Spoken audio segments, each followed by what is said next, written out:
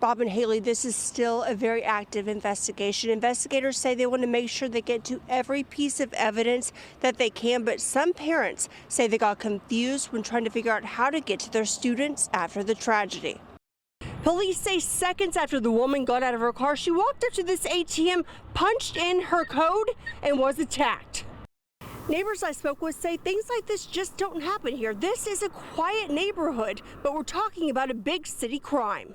Take a look at this tree in the carport behind me that completely crumbled. Now, the National Weather Service is in town to try to figure out if it was a tornado that hit here. Nashville is no stranger to disasters, tornadoes, fires, even winter storms. But when it happens, confusion can cost time, and time can cost lives. Over the past couple hours, it's gotten colder. The roads have gotten dicier. Just check out this icicle here. And with the power outages, Riley Strain's case gripped the country, and now it's driving change. Council members say putting cameras along the riverbanks here could help keep people safe.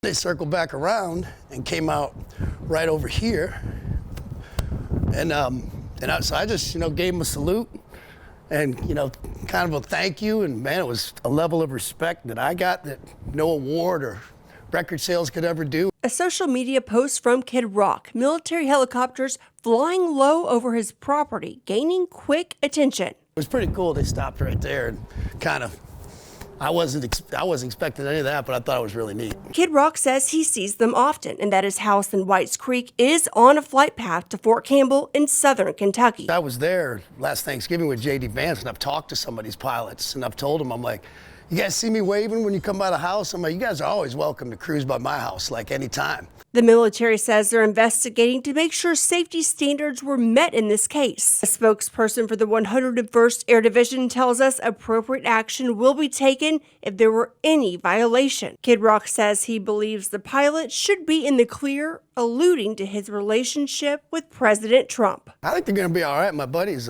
commander-in-chief. I mean, what are they looking into? They stop for, I don't know, seconds, a minute?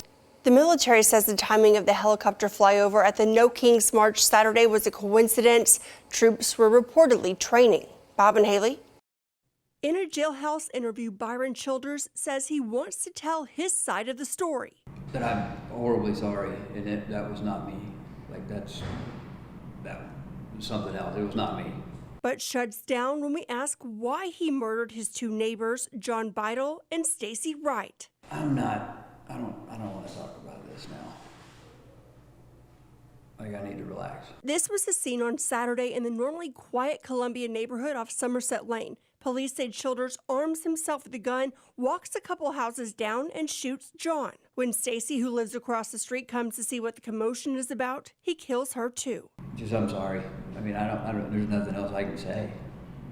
I mean, what can you say? We asked Childers what he did that morning before the incident. Hung out around the house, organized the garage, relaxed. He says he barely remembers the shootings and that John and him were friendly. Like fishing, like he'd come down, we'd give him fishing tackle, stuff like that. We'd leave tackle on his doorstep. We were fishing buddies, right? Like, talked about fishing. And, yeah. Childers says he knows he's changed the lives of 3 families forever, including his own. They're struggling, just with finances, because their sole income is this guy right now. About 5 minutes into our interview, he asked to go back to his cell. No more questions. He's in jail without bond. Police say Childers shot a third person, an ice cream truck driver who survived. We have information on how you can support the victims' families on our website. Alicia. Parents following the bus their daughter is in for a field trip. What happens next is something they'll never forget. We kept noticing that the bus driver kept swerving in the lanes. She would go over the yellow, then she would come back this way and go over the white. Then impact. I was screaming along the side of the windows. I was hearing the kids. Some of the windows were busted, so I was able to clearly hear all of the chaos that had unfolded. After the chaos comes the part you don't see. None of us are really getting any sleep. Sometimes when I try to sleep, I can kind of hear the sounds. That's where the Tennessee Highway Patrol chaplains come in, not to investigate, but to be there. In this tragedy, the chaplains say they have boots on the ground, all of them volunteers. We want to be involved. We want to be able to be the catalyst to bring some peace to a chaotic world. A community still hurting, but healing. The community's been awesome. They've been doing great. If they could keep, supporting, the kids. The GoFundMe and prayers, really, because prayers do work. The daughter of the parents in our story was hospitalized after the crash, and a lot of families involved in this could use help with medical bills. Bob and Haley?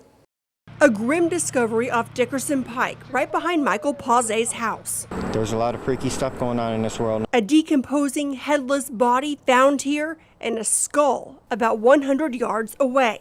Well, there's a lot of drug people running around here, a lot of homeless people, a lot in this area. We're going to be talking with several people that were, here and the person certainly that discovered the body to know what exactly they found. Police say it's unclear how long the body was there or where it came from. Investigators say so far they haven't found a weapon here on scene. The focus now is on who the victim is and who committed the crime.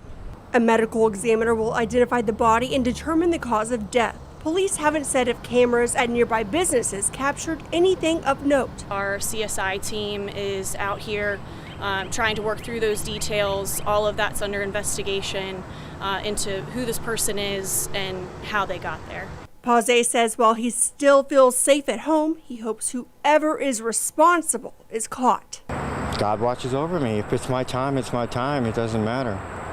I've been close a few times, but God always watched over me. In Nashville, Sara Smith, News 2. 34 years of questions and finally justice in the 1991 murder of Pamela McCall. There's always challenges in cold case homicides, and each case has its own challenges. On Friday, a Murray County jury hands down a life sentence to Clark Baldwin, an Iowa man truck driver and suspected serial killer. In court, it was very eerie because the only expressions I ever saw him make were smiles. Prosecutors say Baldwin strangles Pamela and dumps her here in Spring Hill. Investigators get the evidence they need and arrest him in 2020. His only statement after that was, I don't remember. Investigators say Baldwin's linked to at least 2 other murders in Wyoming. They also say he attacked a woman in Texas, but she got away. He would give them a ride. He went and he bought them clothes. He bought them shoes. He took them to dinner, and it appears that they were killed when they decided that they wanted to leave. Right now, Baldwin is in the Murray County Jail waiting to be extradited to Wyoming to face a judge there. There's 3 bodies that he's responsible for, and he's going to pay the price for one and hopefully pay the price for the other 2. In Murray County, Sara Smith, News 2.